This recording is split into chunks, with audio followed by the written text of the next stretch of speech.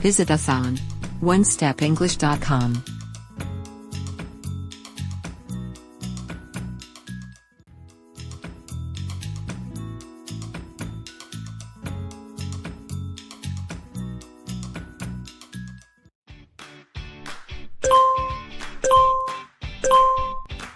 Hello. Welcome to English as a Second Language Crash Course of One Step English.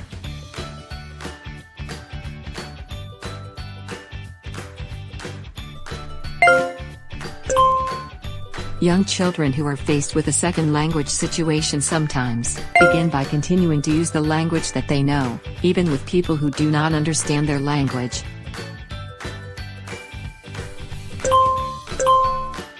How are you? 私は大丈夫ですよ。Children take a little time before they realize that this new language is different from the one that they know, and that at least some of the people who speak this new language do not understand them when they speak their own language.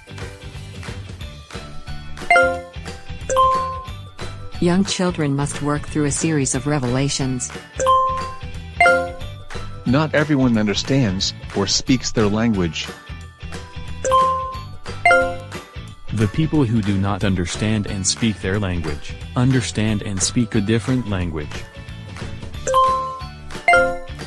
And, if they want to communicate with these people, they will need to learn this new and different language.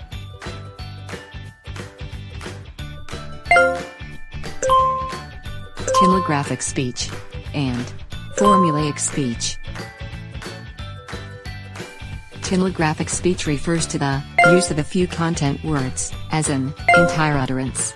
This type of speech is also typical of a period of acquisition by very young children learning their first language. Much of the telegraphic speech revolved around the identification and naming of objects in English. A ritualized form was used in soliciting and providing this information. The most basic version of this form is, "What's this, that?" asked by an adult to a child. If the child was able to answer the "what's this/that" question, the next step in this process involved an elaboration or extension by the adult, adding new vocabulary to go with what was already known.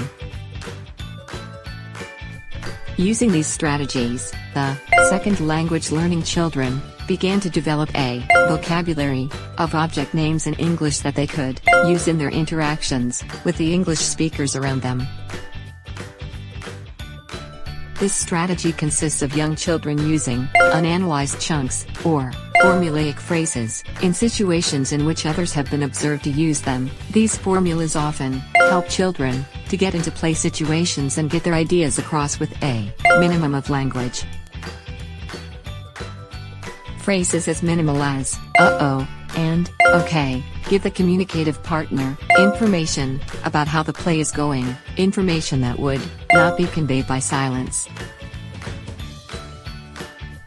Other phrases that were commonly used by the second language learners early in the acquisition process were yes, no, hi, bye-bye, excuse me, and I don't know. These high-utility words were extremely helpful in getting the second language learners into and out of social situations.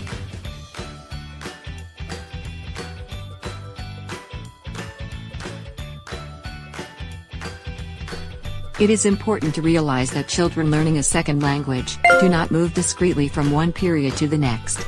In fact, young children add skills to their repertoire from the next level of language use, but maintain the previous techniques as well. In this way, they can bring a range of communicative possibilities to any situation, giving them the best possible chance of getting their meaning across. I need help. Okay.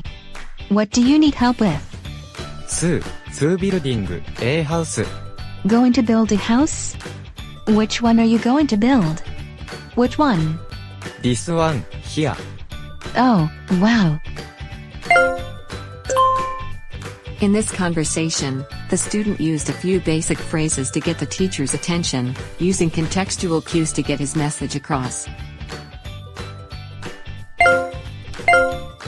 Now we have to make it apart. You want a whole big house. Yes, Well, I have to start with a wall. I make them apart. You're making a what? Part. Apart? You're going to take them apart. Okay. Part. Apart? You're going to take them apart. Okay. In this conversation, there is a classic miscommunication about the word apart, which they managed to recover from using appropriate feedback techniques. Let's see. You taking them all apart? Let's get some room here. You know what? I want to do it. Abel. Ah. A bell? Yes, What do you mean, a bell? You want to do the house with a bell in it? Where? Show me. You want to build it? yes, Okay. In this conversation, they continue the conversation by reinforcing the use of the term, apart. Then the student used a formulaic phrase, you know what? To initiate another request for how the student wants the house to look, but again, the teacher doesn't understand. Finally, the teacher decided that the student may mean build, instead of bell. Are you getting all the pieces you need? yes. How about some windows? Can you get some windows? The door is square. The door is square? Yes, can T find. There's no. Come on, there's got to be a door in here somewhere. There are a lot of things in here. Here's some windows. Windows, here. There's a door. Good. Now, No, here is a door. we have 2 doors. Now we need lots of pieces, right? In this conversation, the student introduced the terms, door and square, used a negative construction correctly, can't find, and answered some of the questions appropriately. Let's see if we can get this door here. How? We have to go up to the top here. We need the lintel. And for what is for that? That's for the corners. For the what? Corner. To go around a corner. Oh, look at this nice big long one. I'm looking for something to go on top of my door. Look at one like that, and one like that. Yeah. And here's another one. That can be the other side. In this conversation, the student initiates a question about a particular piece and then asks for a clarification about a new vocabulary item, corner. You know what? Oh, here's a window. Lot of windows. You need a lot of windows? The house has a lot of windows. I know what. Why have windows? Why? Because we can see outside. That's true. It's true you. You couldn't see outside if you didn't have a window, right? Do you think it would be very dark inside without a window? It would be dark, wouldn't it? Yes, In this complicated conversation, the student shows off his ability to construct sentences in English. First, he starts with, lot of windows, and puts together, the house has a lot of windows. Then, he used his knowledge to construct a rhetorical question, I know what, why have windows? And the answer, because we can see outside. Although neither of these phrases is correctly formed in English, it is possible to see how far the student has come in the process of developing ways to communicate these more complex ideas. I think that window. Is that one of these windows? One of these corner windows? Let me put it on the corner, huh? Corner. Can you get that one to go the right way? Can you put it? There, you can do it. You just had to get those things lined up. Good. I think you got it. The corner window. Yes. Corner window. I didn't. No, it was a corner window. This conversation returns to the vocabulary item, corner, about which the student had asked for a clarification earlier.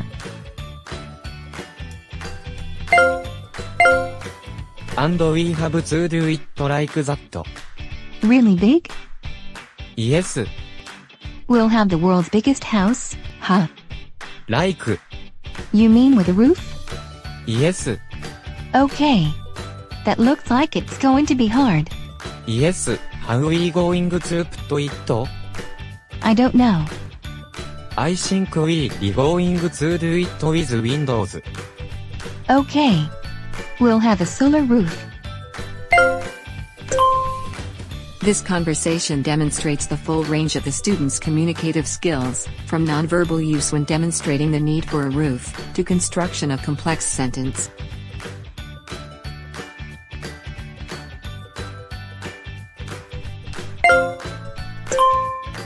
From the conversations, it is possible to see how volatile the language abilities of young second language learners are. When they have both the vocabulary and the grammatical form under control, they can express themselves in highly sophisticated ways. But when a piece is missing from the puzzle of their knowledge, they have to drop back techniques that they used in previous stages of their development of the second language. Thank you for watching. Don't forget to click like and subscribe.